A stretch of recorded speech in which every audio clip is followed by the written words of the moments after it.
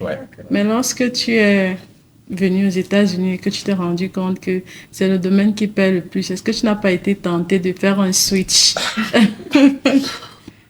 Disons que, disons que j'ai pensé qu'il y avait déjà assez. Parce que en réalité, en fin de journée, on pense beaucoup aux finances. Mhm. Disons que dans le domaine des réseaux, je me suis dit que bon, c'est y a pas mal. Ok, C'est y a pas mal. On va être d'accord. gourmand non plus.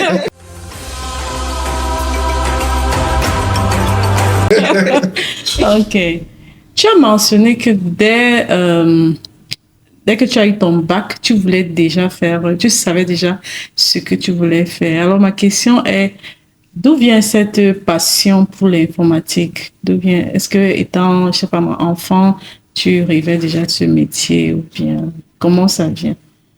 Étant enfant, beaucoup plus jeune, vous savez, on a un peu, c'est un peu vague, hein, on ne sait pas Mhm. vraiment ce qu'on veut faire. On va dire que je vais être pilote. Mhm. Je vais être, je C'est ce vais qu'on être, voit à la télé en voilà, je vais général. être ingénieur à la NASA. Voilà, voilà un peu les petits rêves d'enfant que j'avais. Mhm. Donc, et puis, en réalité, mon nom, Puna, Oui. je l'ai eu, j'avais un oncle, il était ingénieur et docteur, pas dans le domaine de l'informatique, hein, il était dans l'environnement et des forêts et tout.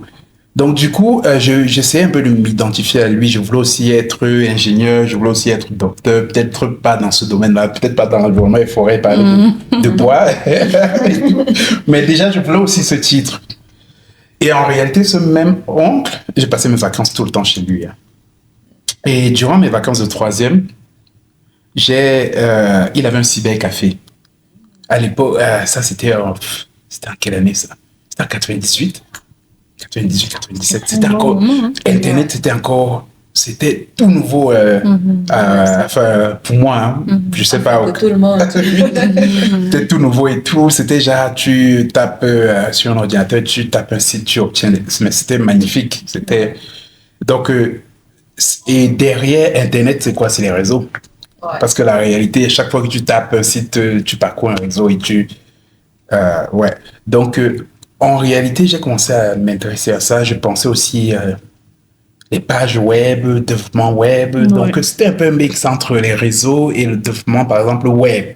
Parce que lorsque tu tapes une page derrière, il y a quelqu'un qui a écrit un code pour que tu puisses avoir cette page. Mhm. Donc, c'est un peu de là que m'est venue la passion pour le domaine en général. Ok. Ok. D'accord. Oh, c'est très intéressant. Donc, du coup, tu as eu une expérience en France, tu as eu une expérience aux États-Unis par la suite. Comment Mhm. est-ce que tu compares ces deux expériences? Et en termes de qualité de vie aussi, comment est-ce que tu compares la chose? Ça, c'est une question assez complexe. Parce que en réalité, si je veux, bon, je vais être sur un plan global. Mhm. Parce que lorsqu'on veut comparer, des fois, on oublie un peu de voir un peu sur le long terme. Moi, j'étais jeune, j'étais très jeune en France. J'étais très jeune en France, donc je ne pensais pas encore à des choses comme si tu as un enfant, Ouais. euh, euh, où est-ce que tu vas l'envoyer à l'école plus tard, si tu tombes malade, machin. Tu es tout jeune, Oui. c'est pas tes inquiétudes en réalité. Donc, en France, tu as ce côté où un employé, par exemple, est protégé, est assez protégé. Hmm? Donc, si, par exemple, ton employeur décide que tu ne devrais plus travailler pour lui, il va te donner un préavis de 3 mois. Et tu as largement le temps Je de cherche chercher un une nouvelle autre. entreprise. Et même si tu perds ton travail, par exemple, tu as le chômage qui peut aller sur un très long terme. Donc en France, tu es assez couvert. Aux États-Unis, si je prends toujours ce même point, Mhm. la plupart des entreprises sont ce qu'on appelle at will. À toi, tout à fait. At will, c'est-à-dire que, bon, aujourd'hui, ta tête m'énerve. Voilà, Je m'en débarrasse. je le dis simplement comme ça, mais en réalité, bon, j'ai plus besoin de toi, je te vis, quoi. Mhm. Ça peut être une erreur basique que tu as fait, ça peut être une erreur grave et tout, mais j'ai pas besoin de te donner un préavis. Ouais. Tu peux arriver un matin, ton badge ne fonctionne plus, c'est terminé, quoi. Ouais. Tu Non, rentres c'est pas. vrai. Donc, tu n'as pas cette couverture-là. Euh, sur le plan, par exemple, des études et tout, ça m'a coûté pas grand-chose d'obtenir mon master. Enfin, je sais pas du tout. Si je veux comparer au MBA que je fais actuellement, le minimum déjà, c'est, je sais pas, il faut pas que les chiffres choquent les gens. Hein, Non, mais vas-y. le minimum déjà, juste basique, c'est déjà $50,000. Wow. Ouais. Maintenant, tu as des livres, tu as des voyages. Là, par exemple, on va aller en septembre, on va aller en Californie pour faire une immersion en entreprise. On sera à Netflix, on sera à Snapchat, on sera aux Los Angeles Lakers. Et on va rencontrer, on va discuter avec des exécutifs. Lorsque tu as un voyage comme celui-là, ils vont gérer tout ce qui se passe sur place, mais en réalité, tu es en Californie, tu vas payer un hôtel, tu vas payer ceci, machin et tout. C'est les coûts qui s'additionnent. Tu peux finir ton master et dépenser à peu près $100,000. En France, je ne sais même pas si j'ai dépensé. Je ne sais pas si j'ai atteint 1 000 euros pour payer mon master. Donc, ça, c'est un domaine déjà. En France, lorsque j'allais à l'hôpital, je ne payais pas grand-chose. Je pense que je me souviens pas avoir payé quoi que ce soit. Ouais. Aux États-Unis, c'est beaucoup plus complexe. On paye déjà l'assurance, coûte hyper cher. Et en plus, tu auras des coûts énormes tout le temps. Hein. Tu peux aller, je me souviens, je suis allé, j'avais un tout petit bouton. Je savais pas ce que c'était et tout. Je suis quand même allé. Ils m'ont dit, on sait pas, il faut qu'on analyse, on sait pas si c'est un cancer, blablabla. En réalité, ils ont coupé le bouton. Je crois que je suis resté là 2-3 minutes. Hein. Et la facture, c'était à peu près 1 500. Je veux dire, lorsqu'ils ont terminé, ils ont dit qu'ils ont analysé le bouton. Blablabla. C'était ça, c'est juste un exemple. C'est ça l'Amérique. Oui, l'Amérique, tu peux avoir des coûts qui peuvent t'assommer. C'est-à-dire que lorsque tu es en santé, ça va, mais tu peux avoir une petite maladie et on te dit, bon, $50,000 de facture. Ça, c'est... Un autre point, c'est que les salaires n'ont rien à voir. En tout cas, dans mon domaine, ça n'a rien à voir.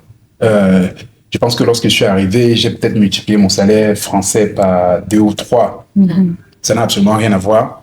Donc, la réalité, c'est que tu peux réellement... Je pense que les États-Unis, c'est beaucoup plus... Tu vis ton rêve, tu veux gagner de l'argent, tu veux penser être millionnaire, tu peux l'atteindre. En France, c'est impossible. Ça, c'est la finance. Tu as parlé de qualité de vie en entreprise, par exemple, et tout. En France, on connaît des pauses tout le temps, pause, déj, machin, et tout. Pause café, pour ceux qui fument, pause club. Comme on dit, c'est tout le temps. Oui. C'est détendu, c'est assez détendu. Aux États-Unis, on est posé là, on va manger rapidement pendant 5-10 minutes devant son ordinateur et tout. Donc, voilà, c'est des petits trucs, hein, c'est pas grand-chose, mais en France, les vacances, les jours fériés, ce qu'ils appellent les RTT, j'ai oublié ce que ça signifie, je crois que c'est une sorte de réduction de temps de travail, quelque chose comme ça et tout. Tu peux te retrouver facile à 2 mois de vacances sur l'année. Ouais, avec les RTT. Oui. En général, aux États-Unis, à la base, c'est 2 semaines. Bon, tu peux jongler un peu entre les jours de maladie. Des fois, les entreprises offrent un peu plus. Tu peux jongler, peut-être atteindre 4 semaines. Il y a la retraite aussi. Oui, voilà, la retraite, ça, c'est un autre point très intéressant parce que en France, c'est très bien organisé. Tu peux vivre sur ta retraite. C'est-à-dire que les cotisations de retraite sont prélevées. Tu as l'employeur qui paye une grosse partie. Hein. Et l'autre partie est prélevée sur ton salaire et tout. Aux États-Unis, c'est pas le cas. Aux États-Unis, tu as quand même une sorte de cotisation basique, mais qui ne peut pas te permettre de faire quoi que ce soit. Tu vas te retrouver à travailler jusqu'à 80 ou bien, je sais pas, un peu plus jusqu'à ce que tu sois grand-père si tu comptes dessus, quoi. Donc, en réalité, la plupart des employés vont avoir des cotisations professionnelles à la retraite. Un exemple, c'est très connu, c'est le 401k. Donc, tu es en quelque sorte obligé de cotiser toi-même. Et je pense que c'est aussi le côté très américain, hein, où tu es vraiment, c'est toi, tu contrôles, tu décides, quoi. Tu es vraiment indépendant. Donc, j'ai oublié un point, c'est que on a parlé des études et tout, le coût des études et tout. Que lorsque tu es étudiant, tu as aussi un loyer à payer. En France, j'ai oublié, c'était une sorte d'aide. J'ai oublié comment il l'appelait. Les APL. APL. Donc, en réalité, disons que j'ai une chambre d'étudiant à 600 €. Le gouvernement va payer 300 €. Oui, des fois plus. Hein. Moi, c'était, je pense qu'il payait, j'avais 600 euros de loyer et je pense qu'il couvrait 400. Donc, par mois, Ben, je dis payais donc. 200. Donc, la France a ce côté un peu social. Les États-Unis, c'est le capitalisme à fond. Et qui dit capitalisme dit que si tu cherches, si tu veux vraiment réaliser du cash, tu vas le faire. Effectivement. Je pense qu'ailleurs, tu peux pas autant Voilà. évoluer. Oui. Donc la balance, c'est compliqué. Mais en réalité, moi personnellement, je pense qu'il faut faire les États-Unis. Justement, je m'apprêtais à te poser la question. Compte tenu de ces réalités, s'il fallait refaire la transition, l'aurais-tu fait? Oui, Et tu as répondu. absolument. 100%. Absolument. Moi, Oui. personnellement, Pas de regrets. retourner travailler en France, je pense que je ne pourrais pas. Ok. Professionnellement, je pense que je préfère largement les États-Unis. Tout cela coûte cher, mais en réalité, si tu te donnes les moyens, tu vas avoir assez d'argent pour couvrir tout ça. Et voilà quoi. Et pour revenir sur la transition France-USA, comment ça s'est passé? Est-ce que tu as rencontré des difficultés ou bien c'était... Disons que... Ah, une toute petite difficulté sans doute, la langue. C'est une toute petite. Ouais. Ça fait très peur, la langue. Bon, Mais en réalité, dans l'IT, dans notre domaine, j'ai été rassuré par les personnes effectivement avec qui j'avais discuté. Parce que je vous ai dit qu'en 2014, je suis venu rencontrer des gens. Ils m'ont dit, l'IT, tu as des gens qui viennent de partout. Ouais. Tu as une grosse majorité d'Indiens. Ils me disaient, les Indiens vont arriver, eux, ils n'ont peur de rien. Hein, ils vont venir, on va dire qu'ils ont un accent, ainsi de suite. Parce que moi, j'avais peur de mon accent aussi. Et tout. Et j'ai étudié au Cameroun. On fait un peu de cours d'anglais. Le Cameroun est bilingue, mais en réalité, on n'est pas réellement tous C'est le bilingues. Cameroun. Le Cameroun est bilingue. Donc, et après, la France, bon, c'est pareil. J'ai pas fait des cours d'anglais de fou. Donc, j'avais un peu peur pour la langue. Mais ils m'ont dit, t'inquiète, ça va aller. Tu vas venir sur le tas, tu vas apprendre. il faut dire que ces personnes t'ont bien conseillé finalement. Ouais, franchement, ils m'ont dit mots-clés. Oui. Oublie la langue, mots-clés, certification dans l'IT. Donc, du coup, en réalité, la transition n'a pas été très compliquée pour moi parce que je me suis beaucoup renseigné. Ouais. Je suis retourné, j'ai appliqué exactement à la lettre ce qu'ils m'ont demandé de faire. Et je suis revenu en réalité. C'est rare quand même de venir d'un pays comme celui-là et travailler exactement dans son domaine au bout d'un mois. Mais c'est ce que l'Amérique offre. Hein. L'Amérique, c'est pas... C'est-à-dire que si tu rêves gros, tu réalises gros, quoi. Donc, du coup, si tu devais donner des conseils à des personnes qui veulent aussi faire cette transition, que dirais-tu? Tu les encourages ou... J'encourage totalement. Et moi, je conseille... L'Amérique demande de garder les pieds sur terre, d'être très discipliné. Pour ceux qui veulent vraiment viser gros, aller loin, ça demande beaucoup de travail et de discipline. C'est-à-dire que il faut vouloir aller jusqu'au bout. C'est-à-dire que tu as un objectif, quels que soient les obstacles, continue, il faut foncer. L'Amérique demande d'être comme ça. Si tu as pas assez de mental, tu peux abandonner. Donc, moi, je conseillerais de se lancer. Il y a pas, mais il faut vraiment être déterminé, quoi. D'accord. Ok. Intéressant. On entend beaucoup parler de reconversion professionnelle. Il y a des personnes qui partent de différents backgrounds. Ça peut être un background comptabilité ou background, je sais pas, école de nurse. Et qui décide de se tourner, de faire dans l'informatique en faisant des bootcamps. Quel est ton avis sur ce sujet? Est-ce que tu recommanderais de faire une reconversion professionnelle ou pas? Ça, c'est une très bonne question parce que, en réalité, j'ai d'ailleurs formé des personnes qui venaient d'environnements divers, hein, qui avaient des expériences dans la banque. J'ai travaillé avec quelqu'un qui était dans le stockage de données, qui n'a pas... bon, là, c'est une reconversion, c'est clair qu'il était déjà dans l'IT, lui. Mais j'ai travaillé avec des personnes qui venaient un peu partout. Hein. J'ai vu quelqu'un qui fait dans l'électronique. Des domaines vraiment divers. Et en réalité, l'IT est en train de traverser de très beaux jours partout dans le monde. Ça paye énormément. Donc déjà, je comprends totalement que quelqu'un veuille abandonner ce qu'il fait. D'ailleurs, je prends un exemple. J'ai ma femme à la maison, Judith, qui des fois, elle me dit, des fois, quand elle compare les salaires et tout, les années passent, elle regarde les augmentations et tout. Ouais. Des fois, elle me dit qu'elle croit qu'elle va abandonner, s'est lancée dans l'IT. Parce qu'elle a, par exemple, obtenu aussi l'expertise comptable aux États-Unis et tout. Et malgré ça, elle a mis à peu près la même quantité de travail que moi lorsque je travaillais sur ma certification expert. Mais en réalité, elle n'a pas autant d'ouverture. La récompense n'est pas énorme. Et voilà. Énorme. Alors que tu as des jeunes, moi particulièrement, je recrute pas mal de jeunes avec 2-3 ans d'expérience et on leur donne 100 000. On leur donne 100 000 dollars pour, au tout début, quoi. Oui. Et au bout de quelques années, ils sont déjà à 150 000, ainsi de suite. Donc, je peux comprendre et je peux recommander. Mais la réalité, c'est que ça, lorsque tu viens d'un domaine autre que l'IT, il faut l'avouer, ça va être difficile. Ouais. Ça va rejoindre ce que je disais. Beaucoup de travail, beaucoup de détermination. Il va falloir travailler, mais c'est très possible. Au départ, le truc, c'est il faut rentrer là-dedans, il faut s'imprégner et tout. Au début, ce sera un peu comme une nouvelle langue. Hein. Ce sera comme si tu apprends du chinois.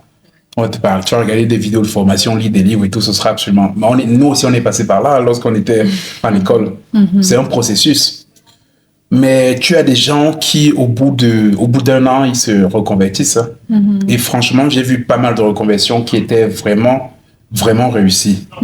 Donc moi, toute personne qui souhaite se lancer là-dedans, je recommande absolument, mais il faut absolument pas que la personne, parce que ça va être... C'est beaucoup de travail. Ouais. Mais quel est le domaine qui est plus abordable, selon toi, pour quelqu'un qui n'a pas ce background?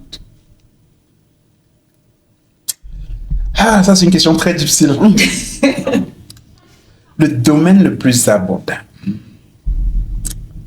Je pense que ça va dépendre déjà des... Aujourd'hui, par exemple, on parle beaucoup de cloud. Et je pense que les opérateurs de cloud ont simplifié. Je pense qu'ils ont beaucoup simplifié l'IT en général. Je pense que c'est un domaine assez abordable. Les formations sont disponibles partout et assez rapidement, tu peux rentrer là-dedans. Moi, personnellement, je suis dans l'IT. Au bout de quelques semaines, j'avais déjà le niveau... j'ai fait des certifications dans le cloud. J'ai un niveau professionnel dans le cloud. Et moi, je vais pas... Ça va pas être pareil que pour quelqu'un qui vient de la finance, par exemple, ou bien de la comptabilité ou d'ailleurs, quoi. Mais moi, au bout de quelques semaines, j'avais déjà la première certification. Au bout de 3 mois, j'étais déjà professionnel. Et les salaires sont aussi appétissants. Très intéressant. En tout cas, ils touchent mieux que nous. Oh, vraiment? Ouais.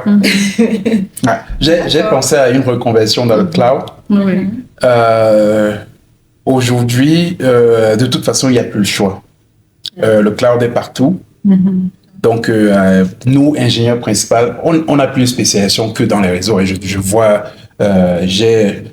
un peu, je touche un peu le tout de nos jours. Je comprends le cloud, je touche au cloud. Je suis pas forcément un expert dans le cloud, mais ça fait partie de ce qu'on fait, quoi. Mais quand on parle de reconversion, tu penses que quelle est la meilleure route? Est-ce que c'est rentrer à l'école? Est-ce que c'est rester chez soi faire les certifications? Est-ce que ce sont les bootcamps? Qu'est-ce que tu penses? Moi, bon, ça c'est mon cas. Oui. Je veux vraiment prendre mon exemple, mais on ne peut pas prendre mon exemple pour une généralité. Moi, retourner à l'école pour l'IT, moi, je ne le ferais pas. Déjà aux États-Unis, parce que ça coûte trop cher. Et je trouve qu'à l'école, en général, c'est pas très pratique. Ouais. C'est pas très pratique. Moi, je trouve que les certifications, les bootcamps, le but des bootcamps en général, c'est aussi obtenir une certification C'est pas mal. Bon, souvent c'est un peu bricolé aussi. Hein. Il y a pas mal de bootcamps là dehors qui sont assez bricolés. Je suis allé à des bootcamps d'une semaine et tout. Bon, ça c'était avec l'entreprise. Hein. C'était pas personnellement que je me suis lancé là-dedans et tout. Mais en réalité, je trouvais que c'était pas. Moi personnellement, je suis un autodidacte. Donc, je retournerai pas à l'école pour ça. Je me concentrerai. Il y a tellement de formations disponibles. C'est-à-dire que lorsque tu as une certification, je prends un exemple, Cisco. Il y a tellement de formations disponibles.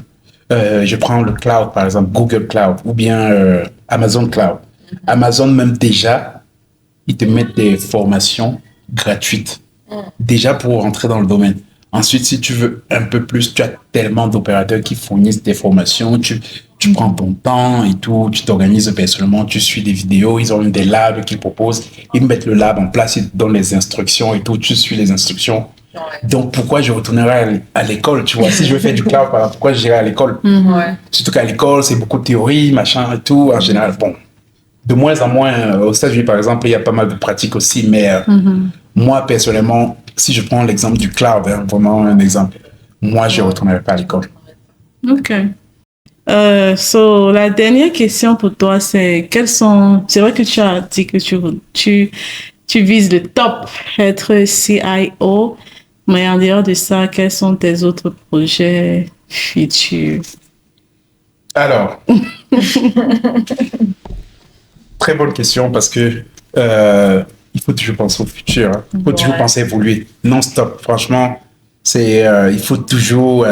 Ce que j'ai remarqué quelque chose en général en entreprise, c'est que après c'est compréhensible. Les gens aiment leur tranquillité. C'est-à-dire que lorsque tu évolues, ça dit beaucoup plus de responsabilités. Donc, je peux comprendre que, par exemple, des gens qui ont une vie de famille, si tu as 3 enfants, pourquoi aller chercher des responsabilités qui vont te casser la tête et tout. Je peux comprendre.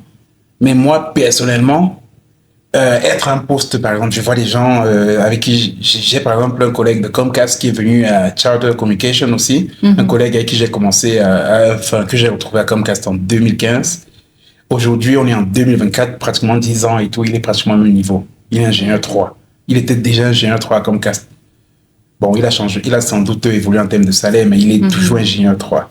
Pour moi, personnellement, vraiment, je ne juge pas. Oui.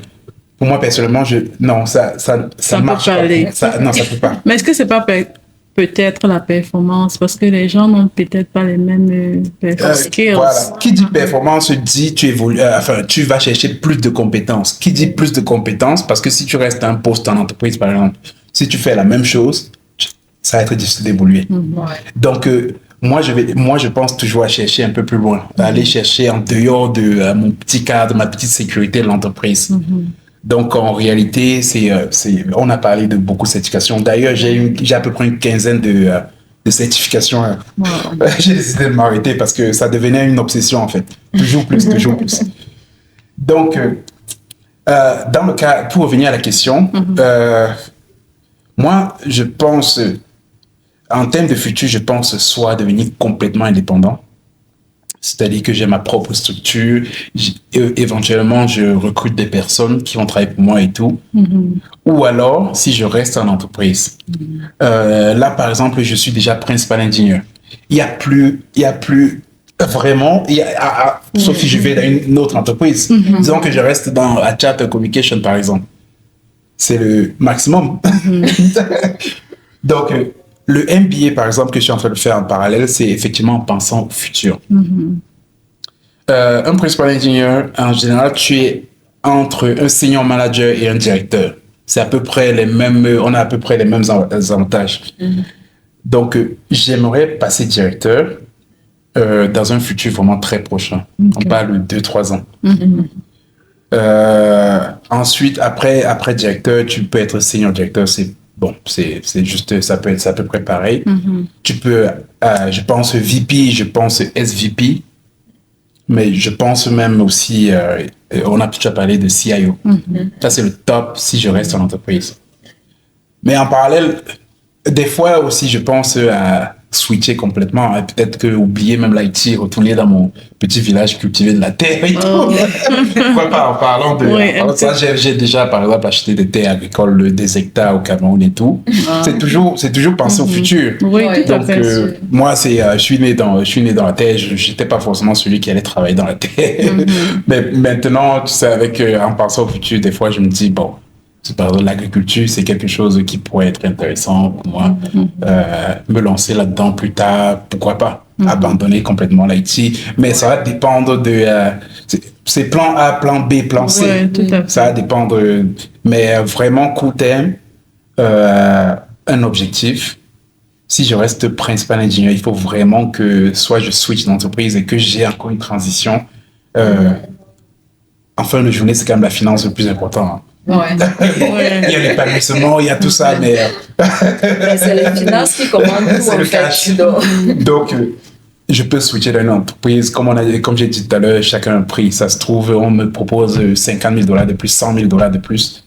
Oui, c'est difficile de dire non. Je peux pas dire non. Tu restes ingénieur, voilà. Donc, je ne veux pas dire non et tout. Mais bon, voilà à peu près ce à quoi je suis en train de penser pour le futur, quoi. En tout cas, nous, on te souhaite bon vent dans la réalisation de tous tes projets. Merci beaucoup. Okay. Et merci beaucoup d'avoir accepté notre invitation. Absolument. C'était très intéressant. Merci de m'avoir invité. C'est nous qui te remercions. Alors, très chers téléspectateurs, vous avez écouté avec moi le parcours brillant de Patrick Pouna. Déjà si jeune, il est déjà principal ingénieur dans l'une des plus grosses compagnies de câbles ici aux États-Unis. De lui, on apprend quelque chose de très important qui est l'ambition. Il faut être très ambitieux. Il ne faut pas se satisfaire de ce qu'on a. Il faut aussi prendre la peine de prendre le maximum d'informations lorsqu'on veut s'engager dans une certaine voie. Il était en France, il a fait la transition pour les États-Unis, mais il s'est renseigné au maximum et juste après un mois, il avait déjà un poste. Alors vraiment, nous espérons que son profil, son parcours va vous inspirer, va inspirer plus d'un. Et n'hésitez pas, si vous avez des questions, vous pouvez nous contacter, vous pouvez le contacter. Si vous avez aimé, n'hésitez pas à partager, à liker et surtout restez connectés pour plus d'histoires inspirantes africaines. Thank you.